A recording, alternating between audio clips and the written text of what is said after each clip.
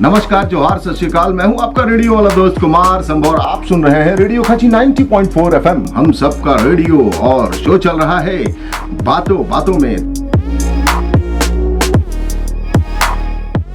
अनिद्रा, high blood pressure, diabetes, stress जैसी बीमारियों में योग होगा उपयोगी। हेलो गाइस, सुनते रहो रेडियो खाची 90.4 FM और देखते रहो खबरिया टाइम।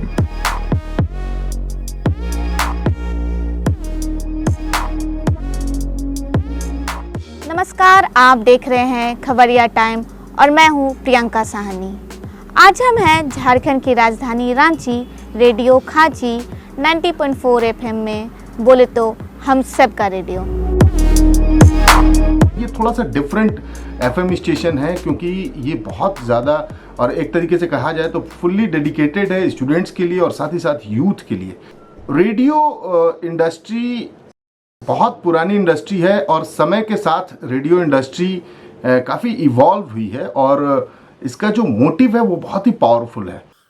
हम जिस तरह के शोज चलाते हैं वो बेसिकली ह्यूमन जो हमारी सोसाइटी है उसको किस तरीके से हम सुदृढ़ कर सकें, उनको किस तरीके से लाभ पहुंचा सके। जिसमें अभी रिसेंटली जो हम लोगों ने शो चलाया, कोरोना के दौरान चलाया, वो था मिशन कोरोना। इसके अलावा हम फैक्टशाला पर काम कर रहे हैं। फैक्टशाला बेसिकली जो व्हाट्सएप मैसेजेस, फॉरवर्डेड मैसेजेस होते हैं और फेक इन्फॉर्मेशन होते हैं, साथ ही साथ साइबर क्राइम से रिलेटेड जो आजकल घटनाएं बढ़ी हैं उसको अवेयर करने के लिए हम प्रोग्राम चलाते हैं। इसके अलावा हेल्थ पर भी हमने काफ़ी काम किया है। तो ये इस तरह के शोज चलाने के पीछे मकसद ये होता है कि लोगों तक एंटरटेनिंग तरीके से काम की बात पहुंचाई जा सके और रेडियो का सबसे बड़ा योगदान यही है कि लोगों तक कैसे जुड़ा जाए, लोगों तक काम की बात कैसे पहुंचाई जाए। Thank you. Signing off, this is Kumar संभव फ्रॉम रेडियो खाची 90.4 FM, हम सबका रेडियो। कृपया हमें सब्सक्राइब करें और बेल आइकन को प्रेस करें ताकि कोई भी महत्वपूर्ण खबर आपसे ना छूटे।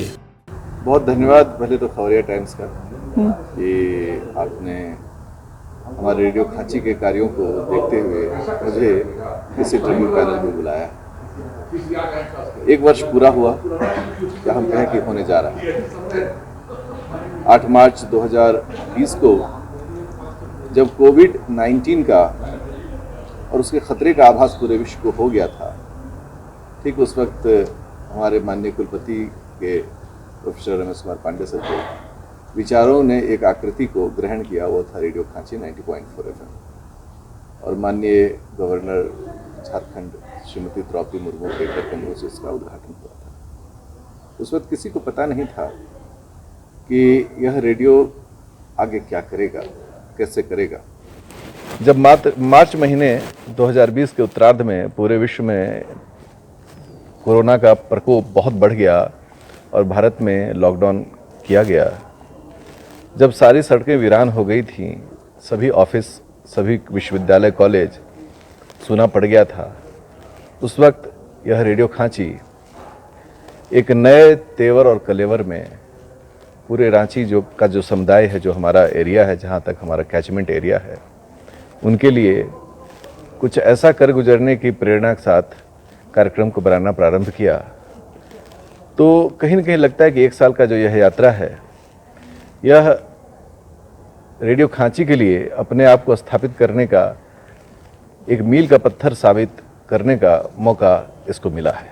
कि रेडियो फॉर्मेट किस तरह काम करती है सर? अभी के दौर पे बहुत सारे डिजिटलाइजेशन हो चुके हैं, जिसके कारण बहुत सारे सोशल मीडिया में इंस्टाग्राम, फेसबुक, ट्विटर आ चुके।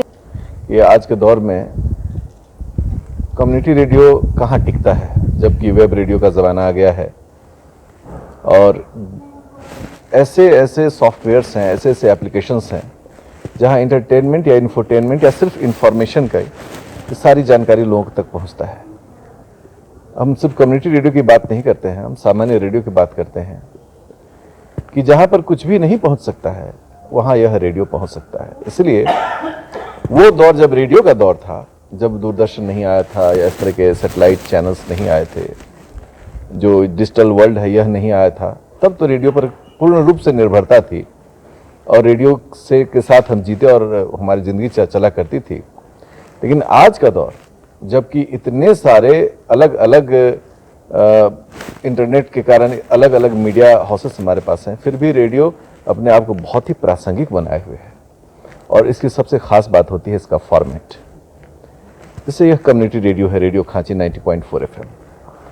तो हमारा समुदाय क्या जानना चाहता है, किन चीज़ों पर बातों करना चाहता है, कैसे आसानी तक वह इन बातों को अपने समुदाय में अपने लोगों के बीच पहुंचा सकता है, चाहे वह बात लोकल स्वास्थ्य की हो, पर्यावरण की बातें हो, शिक्षा की बातें हों, या फिर इम्यूनाइजेशन, जैसे इम्यूनिटी अभी जो ये चल रहा है हमारा वैक्सीन का ड्राइव चल रहा है, वैक्सीनेशन का ड्राइव, यह कैसे हो।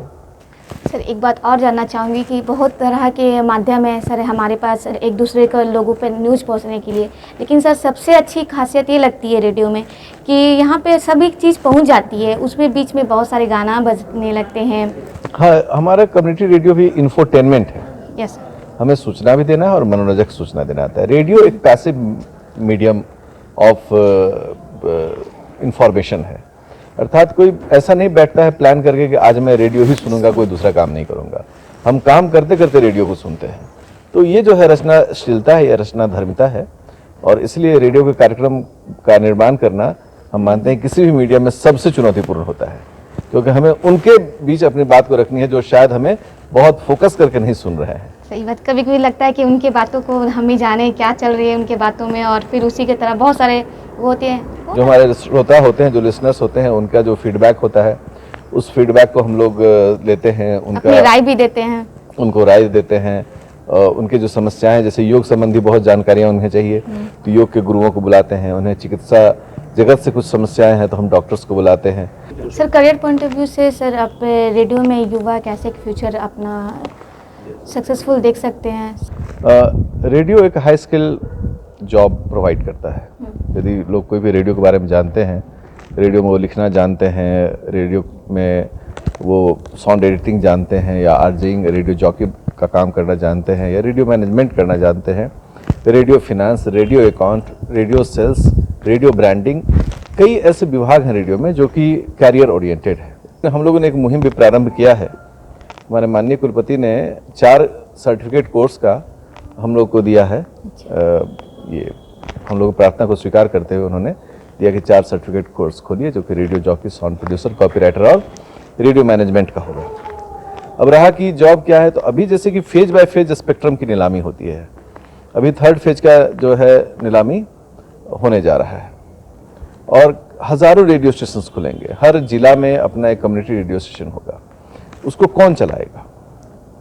क्योंकि रेडियो स्टेशन खुलना और रेडियो स्टेशन को चलाना ये दोनों अलग प्रक्रिया है। रेडियो स्टेशन चलाना डे टू डे का वर्क है। यहाँ हरदम आपकी क्रिएटिविटी जो है वह दिखनी चाहिए। क्या नई बात हो रही है, किस बात को हम समाज तक पहुँचाएं, समाज से कैसे हम अपने आप को इंटरेक्ट करें। तो वो छात्र जो कि इसमें कुछ करना चाहते हैं, जिनके पास पैशन हो, क्रिएटिविटी हो, कुछ अच्छा लिख सकते हैं, अच्छा बोल सकते हैं, तो उनके लिए यह एक बहुत ही व्यापक माध्यम है। इसके अलावा मैं बताता हूँ, क्योंकि आपने कैरियर की बात करी, कि पॉडकास्टिंग भी आज के दौर में एक बहुत अच्छा माध्यम बन गया है कि आप किसी विषय पर बहुत तथ्यपूर्ण, गूढ़ और शोधपरक जानकारी लेकर उसको बहुत अच्छे तरीके से पॉडकास्ट कर सकते हैं। उसके म्यूजिक अंडरले बजा सकते हैं, उसमें लोगों से इंटरव्यू उसमें जोड़ सकते हैं। अपने स्तर से भी उस कार्य को करके आप ऑनलाइन पर ही अपना एक चैनल स्टार्ट करके आर्थिक लाभ और सामाजिक प्रतिष्ठा दोनों प्राप्त कर सकते हैं। सर बहुत बहुत धन्यवाद, आप मुझे इन तरह की जानकारी दी है। Thank you.